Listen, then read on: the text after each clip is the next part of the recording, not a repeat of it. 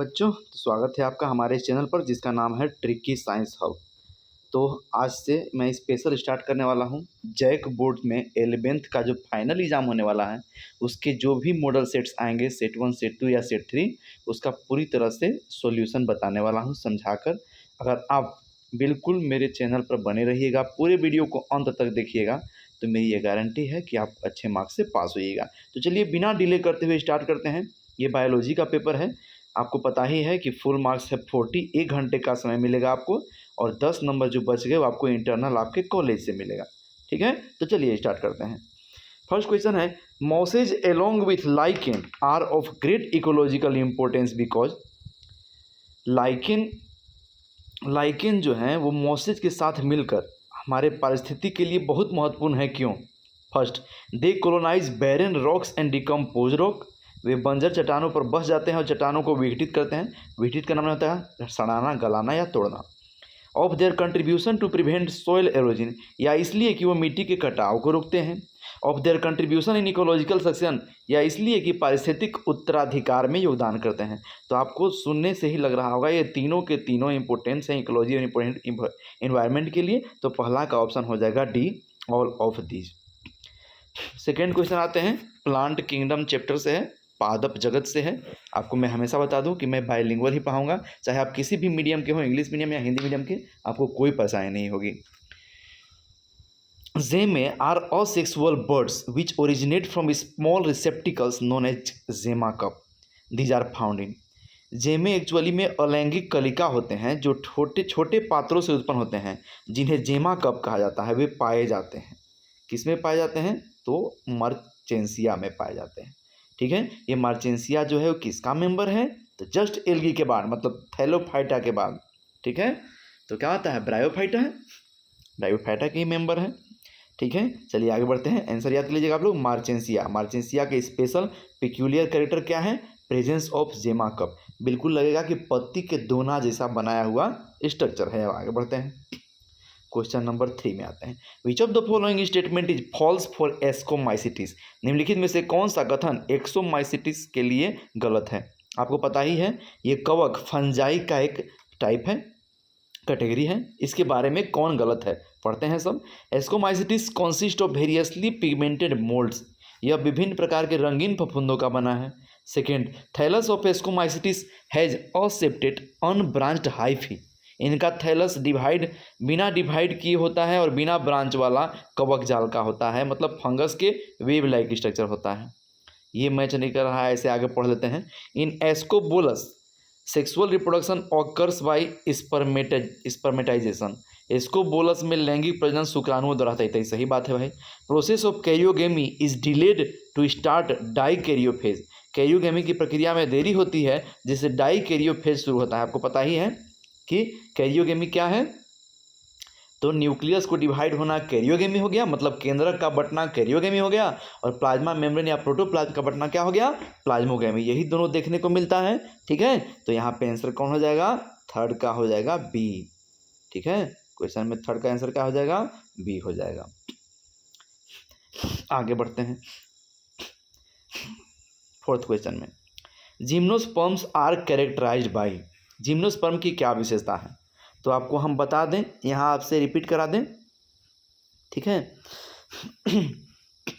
कि सबसे लास्ट में प्लांट किंगडम के 2 कैटेगरीज आए थे, एंजियोस्पर्म एंड जिम्नोस्पर्म। जिम्नोस्पर्म जो है वो नॉन फ्लावरिंग प्लांट्स हैं, एंजियोस्पर्म जो है फ्लावरिंग प्लांट्स हैं। हिंदी में बोला जाए तो जिम्नोस्पर्म जो है अपुष्पीय पौधे हैं और एंजियोस्पर्म पुष्पीय पौधे हैं। तो ये माइंड में रख के हम लोग को चलना है। फर्स्ट क्या है? Absence of seeds. क्या जिम्नोस्पर्म में सीड ही नहीं होते? गलत बात है। आगे बढ़ते हैं। सीड्स नोट एनक्लोज्ड इन फ्रूट्स। क्या फलों में बंद नहीं होने वाले बीज हैं? या बिल्कुल सही है। या इसको दूसरे शब्द में लिख सकते हैं कि इनके बीजांड जो है अंडाशय जो है बीजांड से ढके नहीं होते हैं, मतलब नोट एनक्लोज्ड बाई सीड होते हैं। Presence of flowers. क्या फूल उपस्थित होते हैं जिम्नोस्पर्म में? गलत बात है। डोमिनेंट गेमेटोफाइटिक फेज, ये भी गलत है। बिल्कुल हमारा मैच कर रहा है option B. Gymnosperm are characterized by seed not enclose in fruits, मतलब आपका ऑप्शन नंबर क्या हो गया? थर्ड में बी हो गया। आगे बढ़ते हैं फोर्थ नंबर में। Biodiversity can be best defined as, biodiversity को सबसे अच्छे से डिफाइन किया जा सकता है occurrence of number and type of organism, species and ecosystem of a region, variety of life in ecosystem, totality of genes species and ecosystem of given region. तो आप लोग देखिएगा तो ऑप्शन डी में सबको जमा कर दिया है। किसी दिए गए क्षेत्र के जीन, प्रजाति और पारिस्थितिक तंत्रों के कुल योग को ही क्या कहते हैं? एक मिनट, सॉरी।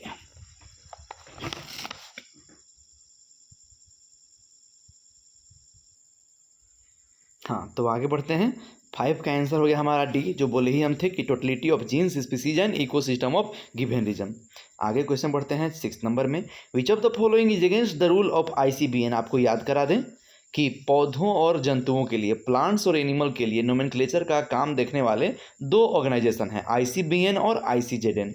बी होगा तो बोटनी कर दीजिएगा, जेड होगा तो जूलॉजी कर दीजिएगा, international code for botanical nomenclature and international code for zoological nomenclature. तो कह रहा है कि कौन जो है आईसीबीएन के रूल के विरुद्ध है। Handwritten a scientific name should be underlined, every species should have a generic name and specific epithet, scientific names are in Latin and should be italicised, generic and specific name should be written starting with small letter. कह रहा है कि कौन गलत है। तो बिल्कुल चौथा नंबर, वंश और प्रजाति के नाम छोटे अक्षरों से नहीं शुरू हो सकते। वंश मतलब जीनस के नाम कैपिटल लेटर में और प्रजाति का नाम छोटे अक्षर में स्टार्ट करना चाहिए। बाकी ए बी सी जो है वो सही है, वो नियम के साथ है। मतलब हमारा ऑप्शन नंबर क्या हो गया? ऑप्शन नंबर जल्दी बोलिए, डी हो गया हमारा। वंश और प्रजाति के नाम छोटे अक्षरों से शुरू नहीं किए जाने चाहिए, ये गलत स्टेटमेंट है। आगे बढ़ते हैं हम लोग भाई 7th क्वेश्चन नंबर में। Choose the incorrect statement. Notochord is ectodermally derived rod like structure. Notochord जो है एक्टोडर्म से उत्पन्न छड़ जैसा संरचना है। आगे बढ़ते हैं। Notochord is formed on dorsal side during embryonic development. भ्रूण विकास के दौरान नोटोकॉर्ड पृष्ठीय भाग पर बनते हैं। सी पढ़ते हैं। Animals from Porifera to Echinodermata are without notochord. Porifera से एकाइनोडर्म तक के जानवरों में नोटोकॉर्ड होता ही नहीं है। आगे बढ़ते हैं भाई, एक और देख लेते हैं। आखिरी ऑप्शन है। In some chordate the notochord is replaced by vertebral column and these chordates are called vertebrates. कुछ कॉर्डेट्स में नोटोकॉर्ड को कशेरुक स्तंभ द्वारा प्रतिस्थापित किया जाता है और उन्हें कशेरुक कहा जाता है। सवाल को समझिएगा, कौन गलत है वो देखना है हम लोग को, ठीक है। तो मेरे पास कौन स्टेटमेंट गलत लग रहा है? A statement. Notochord is ectodermally derived rod like structure, ठीक है। एक्टोडर्मल नहीं होते हैं, ये मीजोडर्मल होते हैं, ठीक है। तो 7th का आंसर क्या हो गया? ए हो गया। 7th का आंसर क्या हो गया? ए हो गया। आगे बढ़ते हैं, क्वेश्चन नंबर 8 में आते हैं। In an inflorescence where flowers are borne laterally in an acropetal succession the position of the youngest floral bud shall be. एक पुष्पक्रम में जहाँ फूल पार्श्वीय रूप से एक्रोपेटल अनुक्रम में उत्पन्न होते हैं, सबसे युवा फूल की कली स्थिति कैसी होगी? मतलब वो नज़दीक होंगे, दूर होंगे, कि बीच में होंगे, कि कहीं भी होंगे। Proximal, distal, intercalary and anywhere. 8 का आंसर कौन सा हो जाएगा? जल्दी बताइए। ये आंसर हो जाएगा बी, डिस्टल, दूर होंगे, ठीक है। क्या कौन कहाँ कैसे होंगे? दूर होंगे। क्वेश्चन नंबर 9 में आते हैं। Which of the following statement is correct. कौन सही है? Actinomorphic are bilaterally symmetrical flowers. Actinomorphic द्विपार्श्वीय रूप से सममित फूल होते हैं। Zygomorphic are radially symmetrical. Asymmetric are irregularly symmetrical flowers and all of these. तो आप बताइए क्या होने वाला है? 9th का, बिल्कुल हाँ ठीक बताया आप लोगों ने। 9th का सी होने वाला है। 9th का सी हो जाएगा option. Asymmetric or irregularly symmetrical flowers, ये क्या है? स्टेटमेंट सही है, बाकी गलत है। आगे बढ़ते हैं भाई 10वें क्वेश्चन में। Which of the following differentiate plant cell from animal cell. Plant cell को एनिमल सेल से अलग करने वाला कौन सा यहाँ पे आपको प्रॉपर्टी लग रहा है? Large vacuole, plastid and cell wall, cell wall, plastid and centriole, cell wall, plastid and mitochondria, cell membrane, plastid and cell wall. सोच के बताइए ऑप्शन क्या होगा? कौन जो है वो पौधों की कोशिका को पशु कोशिका से अलग करता है? मतलब ये है कि प्लांट के सेल को एनिमल सेल से अलग करता है। तो हो गया नंबर 1। याद रखिए, प्लांट में वैक्यूल्स बड़े बड़े होंगे, कम होंगे, लेकिन हम लोगों में, एनिमल्स में वैक्यूल छोटे छोटे होंगे और ज़्यादा होंगे। प्लांट में प्लास्टिड होता है, हम लोगों में नहीं होता है। प्लांट में सेल वॉल होता है, हम लोगों में नहीं होता है। इस तरह से दिमाग में याद रखिएगा। चलते हैं अगले क्वेश्चन में, 11वें क्वेश्चन में। The most abundant lipid in the cell membrane is, कोशिका झिल्ली में सबसे ज़्यादा प्रचुर मात्रा में पाए जाने वाले लिपिड का नाम बताना है आपको। ठीक है, तो कौन सा होगा? फॉस्फोलिपिड। ये तो वन लाइनर है भाई, डायरेक्टली टिक लगाना है। कौन होगा? फॉस्फोलिपिड सबसे ज़्यादा सेल मेम्ब्रेन में मिलने वाला लिपिड है। क्वेश्चन आगे बढ़ते हैं भाई, 12वां क्वेश्चन नंबर में। Enzyme catalyst differ from inorganic catalyst in which way, enzyme उत्प्रेरक अकार्बनिक उत्प्रेरक से किस प्रकार भिन्न होते हैं, ये हम लोगों को बताना है। पढ़ते हैं भाई। Enzyme catalyst smaller in size and lesser in weight in comparison to the inorganic catalyst, enzyme उत्प्रेरक आकार में छोटे और भार में हल्के होते हैं। ध्यान दीजिएगा, ये क्या कह रहा है? किस प्रकार भिन्न होते हैं, मतलब जो पॉइंट कॉन्ट्राडिक्ट करेगा वही हमारा आंसर हो जाएगा। इसमें हमको दम नहीं लग रहा है। ऑप्शन में आगे बढ़ते हैं। Inorganic catalyst can work efficiently at high temperature but enzyme catalyst can not, कुछ एंजाइम को छोड़ के अकार्बनिक उत्प्रेरक उच्च तापमान पर कुशलता से काम करते हैं, लेकिन एंजाइम उत्प्रेरक नहीं। ऑप्शन आगे बढ़ते हैं भाई हम लोग। क्वेश्चन नंबर कौन सा था? हाँ, 12वां हम लोग चल रहे हैं ना। क्वेश्चन नंबर 12 चल रहा है। तो ऑप्शन नंबर हमारा हो गया D, both B and C. Inorganic catalyst can work efficiently भी सही है। Inorganic catalyst can work efficiently at high pressure, temperature pressure दोनों पर काम कर सकता है। ठीक है, आगे बढ़ते हैं 13 क्वेश्चन नंबर में। द लॉक एंड की concept explain the interaction of a particular enzyme molecule with a specific substrate molecule. Lock and की अवधारणा किसी विशेष एंजाइम अणु और विशेष सबस्ट्रेट अणु के बीच अंतःक्रिया को समझाती है। बात गलत है या सही है, ये सिर्फ बताना है। तो ये सही बात है। कैसी बात है? ये बिल्कुल सही बात है। ऑप्शन नंबर ए सही हो गया। आगे बढ़ते हैं भाई क्वेश्चन नंबर 14 में। The common phase between aerobic and anaerobic mode of respiration is, श्वसन की वायवीय और अवायवीय विधि के बीच समान चरण कौन है, मतलब कौन ऐसा चीज है जो दोनों में मिलेगा? आपको ये दिमाग में रखना है। तो हमारा आंसर हो जाएगा बी, ईएमपी पाथवे। कौन हो जाएगा? बी, जिसको और क्या बोलते हैं? ग्लाइकोलाइसिस बोलते हैं, एम्बेडेन मेयरहोफ पाथवे। ईएमपी का फुल फॉर्म क्या होता है? यहाँ पर ईएमपी का फुल फॉर्म क्या होगा? ई से हो जाएगा, साइंटिस्ट का नाम है सब, एम्बेडेन हो जाएगा। ठीक है, एम से हो जाएगा मेयरहोफ, ठीक है, और पी से हो जाएगा एम्बेडेन मेयरहोफ पाथवे। पी से क्या हो जाएगा? पाथवे हो जाएगा। तो ईएमपी को ही क्या बोलते हैं? ग्लाइकोलाइसिस बोलते हैं। 15th क्वेश्चन नंबर पढ़ते हैं। The dough kept overnight in warm weather become soft and spongy due to, गर्म मौसम में रात भर रखा गया आटा नरम और स्पंजी हो जाता है, क्यों? किसके चलते? क्या कारण है? बिल्कुल सिंपल है भाई, फर्मेंटेशन के चलते, किण्वन के चलते। बता दें आपको, यहाँ पर रिपीट कर दें कि फर्मेंटेशन जो है हमारा, वो कैसा रिएक्शन है? एनारोबिक रेस्पिरेशन या एनारोबिक रिएक्शन का एग्जाम्पल है, अवायवीय है। ठीक है, चलिए आगे बढ़ते हैं। क्वेश्चन नंबर 16 में आते हैं। फोटो सिस्टम 2 में जो क्लोरोफिल एक्टिव होता है उसका नाम बताइए। फोटो सिस्टम 2 में जो क्लोरोफिल एक्टिव होता है उसका नाम बताइए। तो ऑप्शन हो जाएगा ए। आपके पास ऑप्शन क्या हो जाएगा? ए। ऑप्शन नंबर ए, P680, P680, ये जो है फोटो सिस्टम 2 में क्लोरोफिल सबसे एक्टिव रहता है भाई। अब आगे बढ़ते हैं भाई 17th क्वेश्चन नंबर में। Photosynthesis in C4 plant is relatively less limited by atmospheric carbon dioxide because C4 पौधों में प्रकाश संश्लेषण वायुमंडलीय कार्बन डाइऑक्साइड से अपेक्षाकृत कम सीमित होता है, क्यों? क्या कारण है? ठीक है, क्वेश्चन को समझिएगा, हमको इसमें रीजन बताना है। तो इसका सबसे बड़ा कारण क्या है भाई? Option number A, there is effective pumping of carbon dioxide into bundle sheath cell, carbon dioxide को बंडल शीथ कोशिकाओं में प्रभावी रूप से पंप किया जाता है। ठीक है, इफेक्टिव वे में। किस वे में? इफेक्टिव वे में। 18th क्वेश्चन में आते हैं। Which hormone play important role in phototropism, कौन सा हार्मोन प्रकाश प्रकाशाभिविनिति में महत्वपूर्ण भूमिका निभाता है। देखिए फोटोट्रोपिज्म कहने का मतलब है इस सनलाइट के प्रेजेंस में अगर आपके प्लांट में कोई मूवमेंट दिखाई दे रहा हो तो वो फोटोट्रोपिज्म हो गया, फोटोट्रोपिज्म हो गया। इसमें हेल्प करने वाला हार्मोन कौन है भाई? तो हार्मोन है ऑक्सिन। क्या नाम है उस हार्मोन का? Auxin. Option number B. Auxin दुनिया का सबसे पहला सिंथेसाइज्ड प्लांट हार्मोन है। याद रखिएगा प्लांट हार्मोन को ही फाइटो हार्मोन भी कहते हैं या पादप हार्मोन बोलते हैं। 19वां क्वेश्चन में हम लोग आते हैं।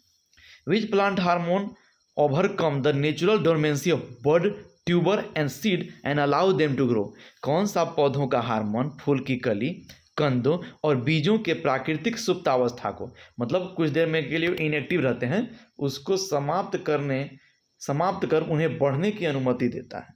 ठीक है, तो हमारा आंसर क्या हो जाएगा?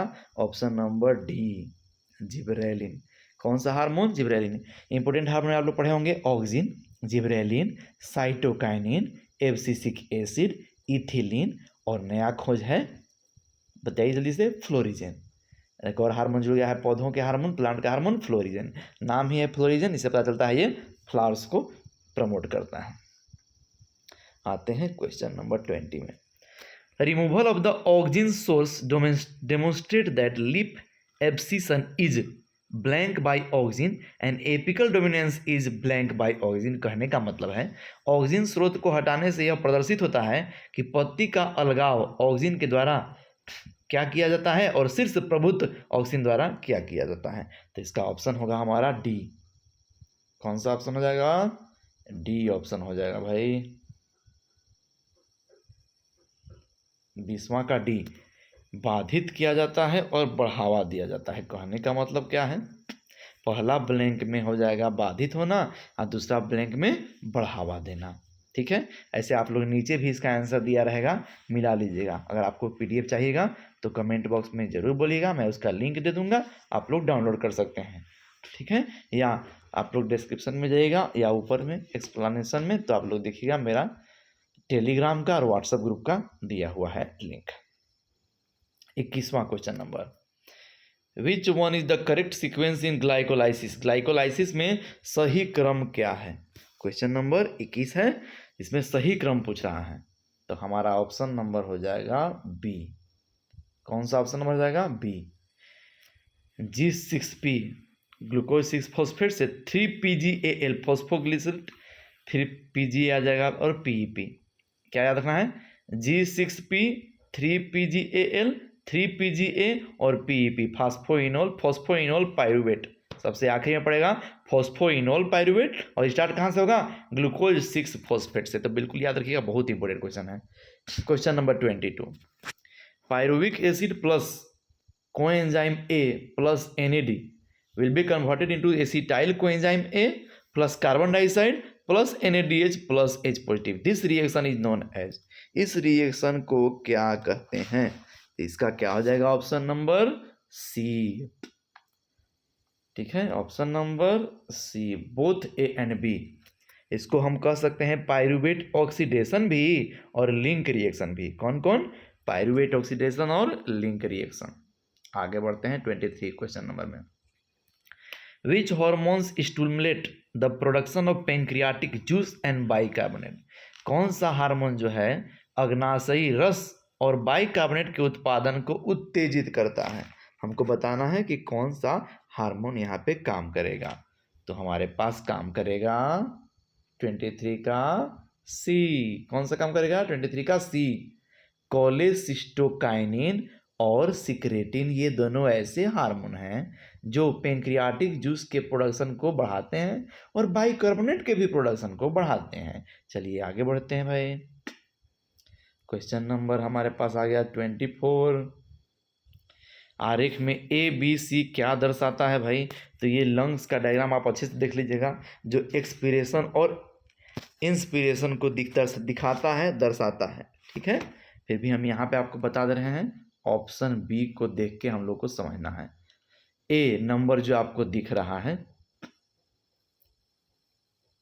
बी हो गया ऑप्शन नंबर बी। ए जो हमारा दिख रहा है वो हमारा है एयर एक्सपेल फ्रॉम लंग, वायु फेफड़ों से जो बाहर निकलती है। बी हो जाएगा पसली और वक्षस्थि में अपनी मूल स्थिति में लौट आते हैं, मतलब रिब्स और स्टर्नम जो है अपना ओरिजिनल पोजीशन में आ जाते हैं। सी क्या हो जाएगा, डायफ्राम रिलैक्स कर जाता है और ऊपर की ओर मुड़ जाता है। तो 24 का क्या हो गया, बी। 25 में आते हैं। After forceful inspiration the amount of air that can be breathe out by maximum forced expiration is equal to. 25 number में हम लोगों को देखना है कि श्वसन द्वारा बलपूर्वक प्रेरणा के बाद अधिकतम बलपूर्वक श्वसन द्वारा बाहर निकाले गई वायु की मात्रा किसके बराबर होती है। तो ऑप्शन हो जाएगा हम लोग का C, IRV plus TV plus ERV। Okay, inspiratory reserve volume, tidal volume और expiratory reserve volume, IRV TV ERV, IRV TV ERV। 26 में आते हैं। Arrange the following part of nephron sequentially and select the correct option accordingly. Nephron के निम्नलिखित भाग को क्रमवार में व्यवस्थित करें और सही विकल्प चुनें। 26 नंबर की बात की जा रही है। तो हमारा यहाँ पे आंसर होगा बी नंबर। कौन सा आंसर होगा, बी नंबर, ये रहा बी। पहला से चौथा, चौथा से तीसरा, तीसरा से दूसरा, दूसरा से छठा, छठा से पांचवा। तो चलिए स्टार्ट करते हैं। इसको हम आपको बोल के समझाते हैं कि जो हमारा करेक्ट वे वो क्या है। ग्लोमेरुलस से स्टार्ट होगा, PCT के जाएगा, PCT के बाद डिसेंडिंग हेनलेज लूप के पास जाएगा, उसके बाद एसेंडिंग लूप हेनले के पास जाएगा, फिर डिस्टल कॉन्वोल्यूटेड ट्यूब्यूल के पास जाएगा और सबसे आखिरी में कलेक्टिंग डक्ट के पास जाएगा। ठीक है, तो इसको एक तरह से दिमाग में आप लोग याद कर सकते हैं। तो याद रखिएगा GPDAD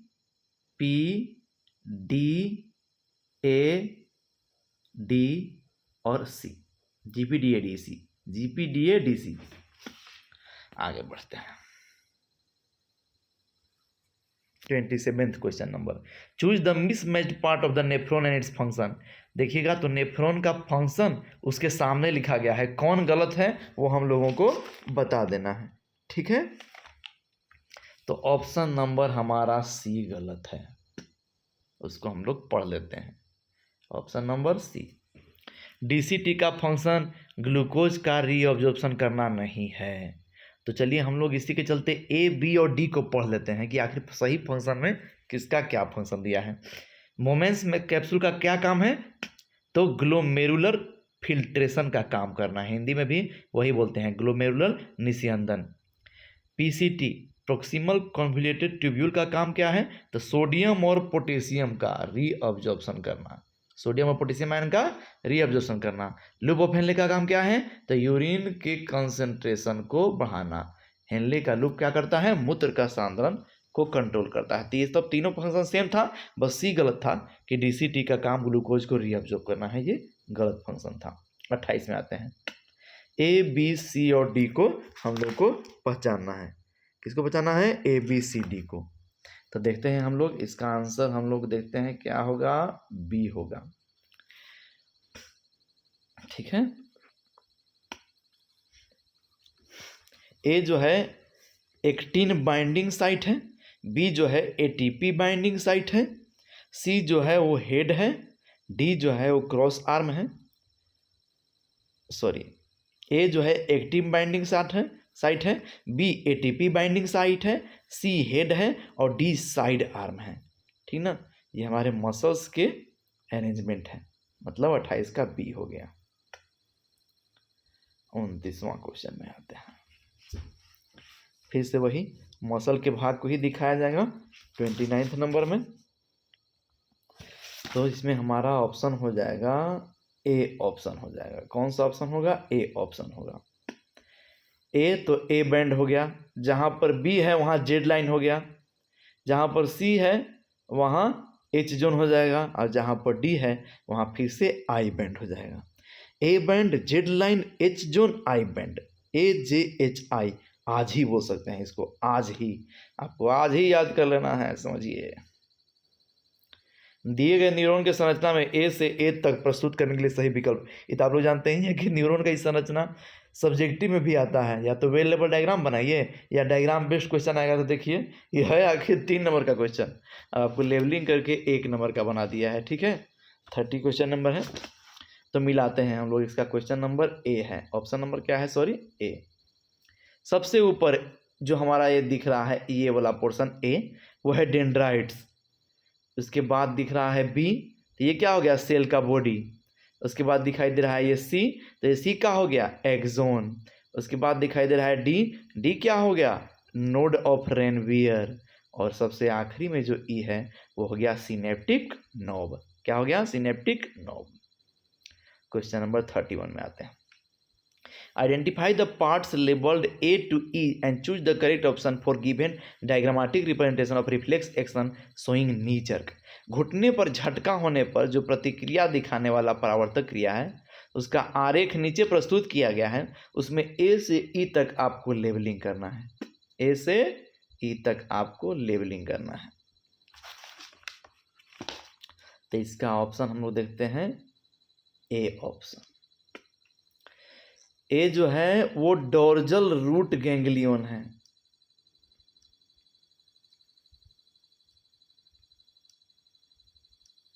ए जो है वो क्या है हमारा, डोर्जल रूट गैंग्लियन है ए हमारा। बी जो है वो क्या है, वाइट मैटर है। ठीक है, सी जो है वो ग्रे मैटर है। डी जो है वो एफेरेंट पाथवे है। ई जो है एफेरेंट पाथवे है। Dorsal root ganglion, white matter, grey matter, afferent pathway, efferent pathway. ठीक है, DWGAE याद रखना है, DWGAE। आगे फिर से आपको ए से एच तक लेबलिंग करना है, ए से एच तक आपको लेबलिंग करना है। क्वेश्चन नंबर 32 तो हो जाएगा हमारा, इसमें भी ए है, जानबूझ के पहले दे रहा है ताकि बच्चा लोग आसानी से खोज के टिक लगा सकें। ए, ये सब ग्लैंड टिक लगा रहे हैं, ये सब क्या है, एंडोक्राइनल ग्लैंड है। ठीक है, ए हमारा पीनियल ग्लैंड है, ब्रेन के पास दिखा देना है। बी हाइपोथैलेमस है। सी पिट्यूटरी ग्लैंड है, बी भी ब्रेन में रहता है, इसको मास्टर ग्लैंड बोलते हैं। डी नेक रीजन की बात करें तो डी हमारा क्या हो गया, थायराइड ग्लैंड हो गया, और पैराथायराइड उसी के नीचे रहता है। ई जो है वो थाइमस ग्लैंड हो गया। ठीक है, एफ जो है वो एड्रेनल ग्लैंड हो गया।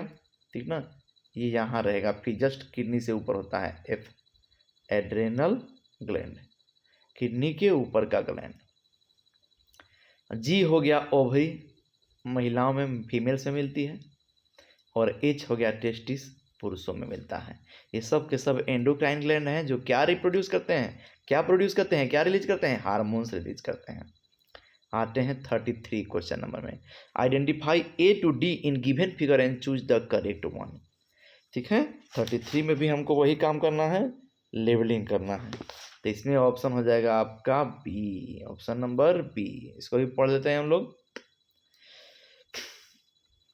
ए है हमारा हाइपोथैलेमस, बी है हमारा, सॉरी, हाइपोथैलेमिक न्यूरॉन, बी है हाइपोथैलेमस, सी है पोर्टल सर्कुलेशन, ये जो यहाँ हमारा भी चौड़ा दिख रहा है।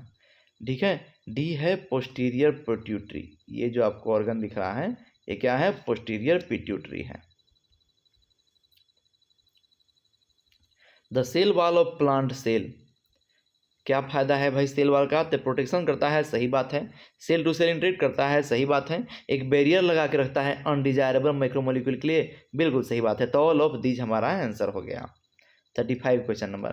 प्लास्टिड माइटोकॉन्ड्रिया में डिफरेंस बताना है, किसके बेस पे, प्लास्टिड माइटोकॉन्ड्रिया से निखिल में से किस एक आधार पर एक दूसरे से अलग हैं। ठीक है, तो हम लोग को ये बताना है। ऑप्शन नंबर आपका हो जाएगा C, option number C, the presence of thylakoids. Plastid में मतलब क्लोरोप्लास्ट में थाइलाक्वाइड्स उपस्थित होते हैं जो माइटोकॉन्ड्रिया में नहीं होते। ये हमारा मेन डिफरेंस बता दिया। ठीक है, आगे बढ़ते हैं 36 नंबर में। Consider the following statement and choose the option containing correct statement. हम लोग इसमें भी सही स्टेटमेंट को पहचानना है, तो बिना मत्था पच्ची के हम लोग डायरेक्ट सही स्टेटमेंट को पढ़ेंगे, क्योंकि गलती याद करने से कोई फायदा है नहीं। तो हमारा इसका आंसर हो जाएगा 36 का ए। 1 2 3 4 जाइए, सभी सही हैं। 1 2 3 4 सभी सही हैं, सबको पढ़ना पड़ेगा। एंडोमेम्ब्रेन सिस्टम में plasma membrane, endoplasmic reticulum, Golgi complex, lysosome और वैक्यूल, ये सब शामिल हैं किसमें? एंडोमेम्ब्रेन सिस्टम में। सेकेंड, ईआर हेल्प करता है सब्सटेंस के ट्रांसपोर्ट में, प्रोटीन को बनाने में, लिपोप्रोटीन को बनाने में और ग्लाइकोजन के बनाने में। ये भी सही हो गया भाई। राइबोसोम प्रोटीन सिंथेसिस में इन्वॉल्व होते हैं, सबको पता है, इसलिए राइबोसोम को प्रोटीन फैक्ट्री ही बोलते हैं।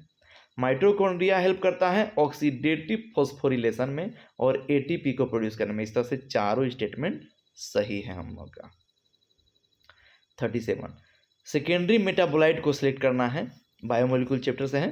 द्वितीय चयापचय उत्पादों को हमको चयन करना है, तो इसमें हमारा ऑप्शन हो जाएगा ए नंबर, पहला से 9वां तक। मैंने एक तरह से आपको चाहता है एनसीईआरटी झारखंड बोर्ड कि आप सब याद कर लीजिए, पहला से 9वां सब। Alkaloids, फ्लेविनॉइड्स, rubber, essential oil, antibiotic, रंगीन रंग द्रव्य, सेंट, गम और स्पाइसेज, मसाले, ये 9 जो हैं वो सेकेंडरी मेटाबोलाइट हैं। क्या हैं? सेकेंडरी मेटाबोलाइट हैं।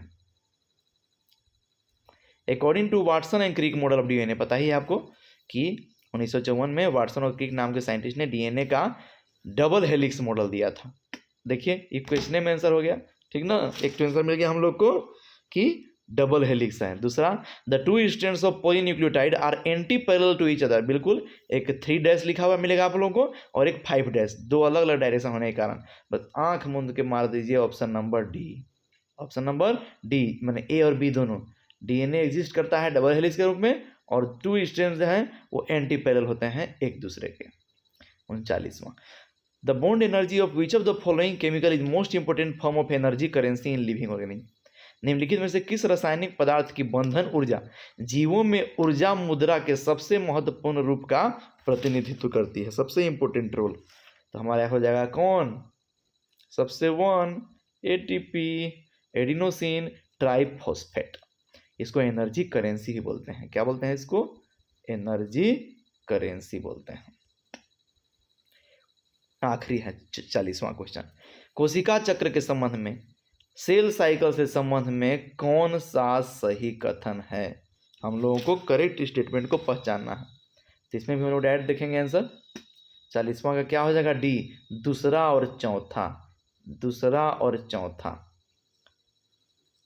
दूसरा और चौथा। इंटरफेज एक ऐसा टाइम है जब कोशिका विभाजन के लिए तैयार हो रही होती है।